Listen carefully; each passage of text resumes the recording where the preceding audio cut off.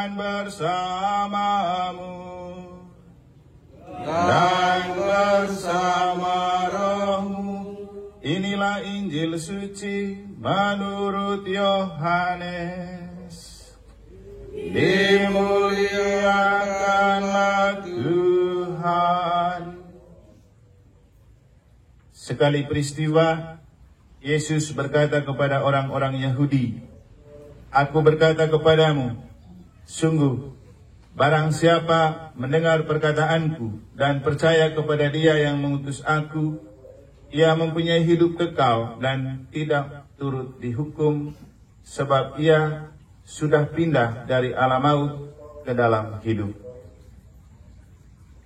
Aku berkata kepadamu, sungguh, saatnya akan tiba dan sudah tiba, bahwa orang-orang mati akan mendengar suara Anak Allah, dan mereka yang mendengarnya akan hidup.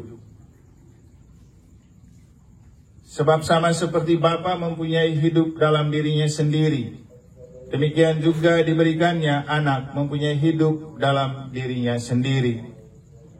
Dan Bapa telah memberikan kuasa kepada Anak untuk menghakimi, karena ia adalah Anak manusia. Janganlah kamu heran akan hal itu, sebab saatnya akan tiba bahwa semua orang yang di dalam kubur akan mendengar suara Anak Allah, dan mereka yang telah berbuat baik akan keluar dan bangkit untuk hidup yang kekal. Tetapi mereka yang telah berbuat jahat akan bangkit untuk dihukum."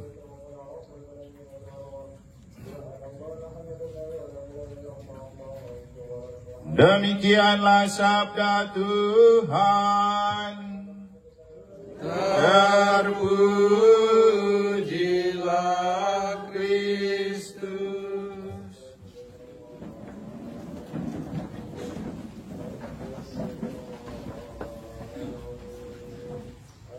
Bapak, Ibu, saudara-saudari, adik-adik dan anak-anak sekalian yang saya kasihi dalam Tuhan.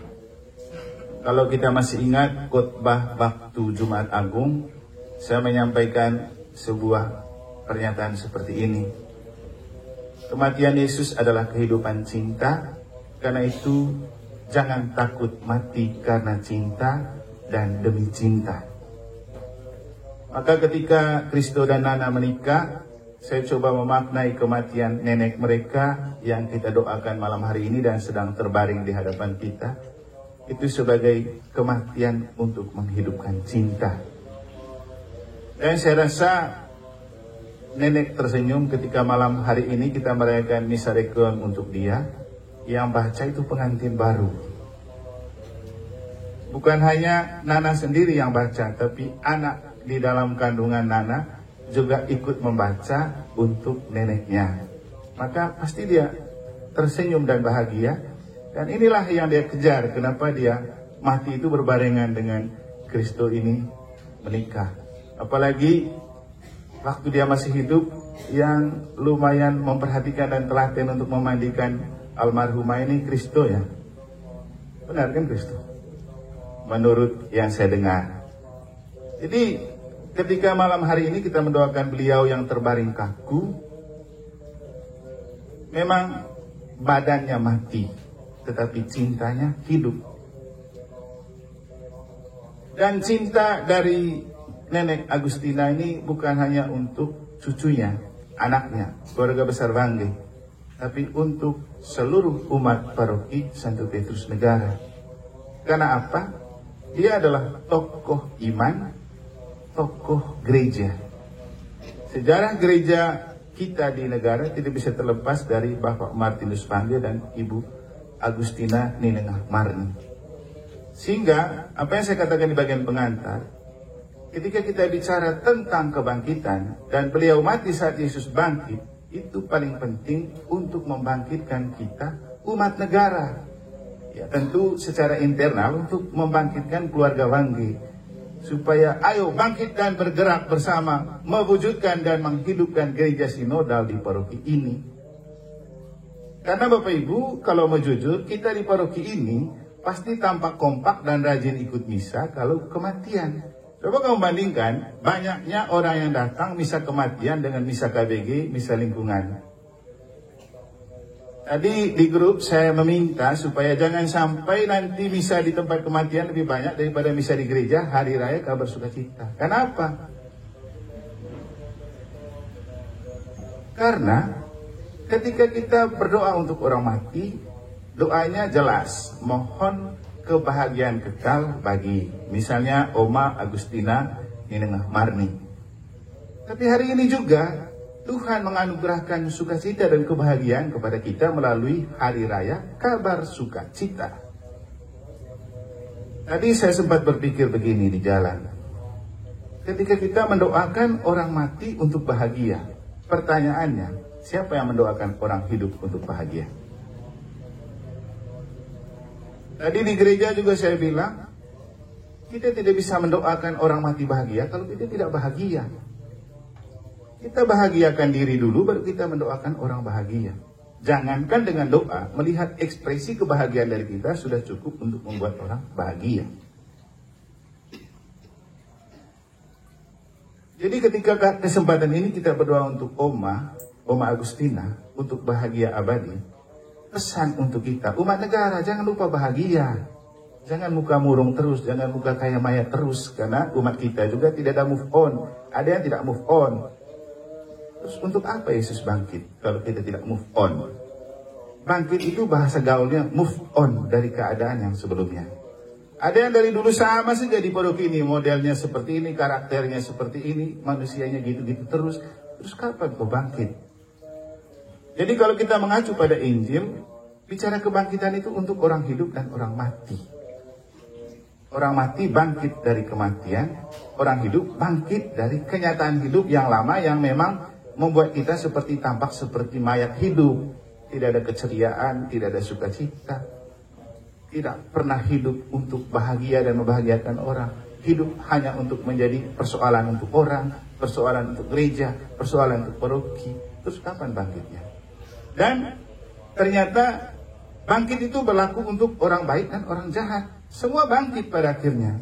Dalam Injil yang telah kita dengar, kita mendengar bahwa janganlah kamu heran akan hal itu, sebab saatnya akan tiba bahwa semua orang yang diam di dalam kubur akan mendengar suara Anak Allah, dan mereka yang telah berbuat baik akan keluar dan bangkit untuk hidup yang kekal. Tetapi mereka yang telah berbuat jahat akan bangkit untuk dihukum.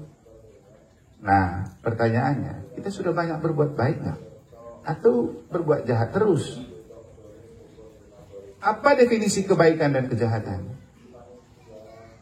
Karena kebaikan juga ini kadang subjektif. Yang menurut kita baik, belum tentu baik untuk orang. Yang menurut kita baik, jahat untuk orang. Tapi cara menilainya begini. Ketika banyak orang tidak mau bergaul dan bergabung dengan kita, itu karena kita jahat, bukan karena kita baik. Saya tadi baca satu status umat di negara yang kurang lebih begini bunyinya. Kita boleh ngaku punya teman segudang, tetapi ketika kita ada apa-apa, tidak ada satupun yang ada di gudang. Artinya apa Bapak Ibu? Kita boleh ngaku bahwa kita itu baik, tapi ketika banyak orang yang tidak bergaul dan bergabung dengan kita, itu jangan menganggap dan merasa diri kita itu baik-baik saja. Kita sedang tidak baik-baik saja. Kalau kita hidup dengan orang itu toh, kelompok itu toh, tidak membangun dengan seluruh umat di paroki ini, jangan berpikir kita itu baik. Harus berpikir kita sedang tidak baik-baik saja. Maka pasca ini bangkit dong dari ketidakbaikan kepada kebaikan, dari kejahatan kepada hidup bahagia. Karena masalahnya kalau kita mati, semua pasti akan mati. Semua akan bangkit juga. Tapi orang jahat bangkit untuk masuk neraka. Orang baik bangkit untuk hidup abadi. Nah sekarang siapa yang mempersiapkan dan mempersilahkan kita untuk bangkit? Kata Yesus dalam Injil.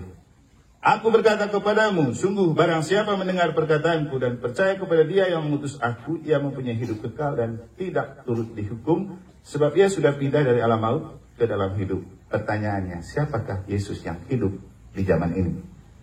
Siapakah atau di manakah Yesus itu di paroki kita?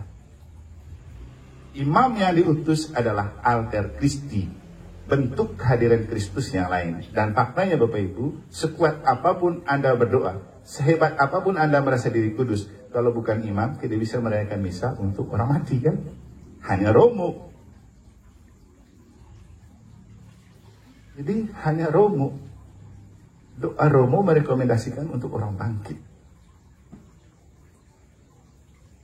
Hal yang membuat saya juga merasa saya harus ada misa untuk Oma ini karena dia sesepuh, senior, dan moderator gereja.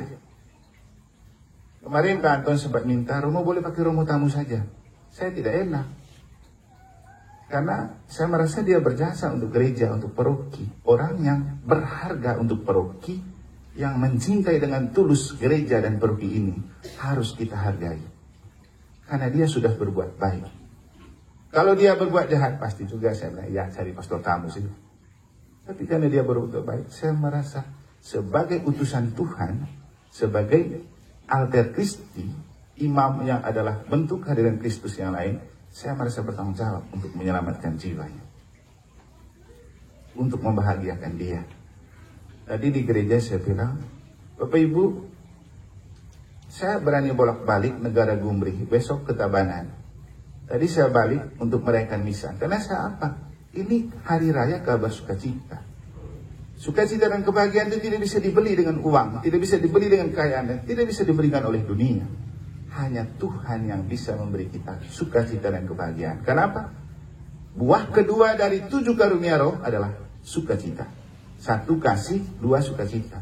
Jadi itu anugerah yang terberikan dari Tuhan. Kamu boleh kaya, kamu boleh punya apa saja, tapi belum tentu kamu bahagia. Kan? Tapi Tuhan itu yang bisa memberikan kita bahagia. Makanya saya bilang, saya pulang, saya mau merayakan misa. Karena saya mau kebahagiaan Tuhan dirasakan oleh umat di paroki negara.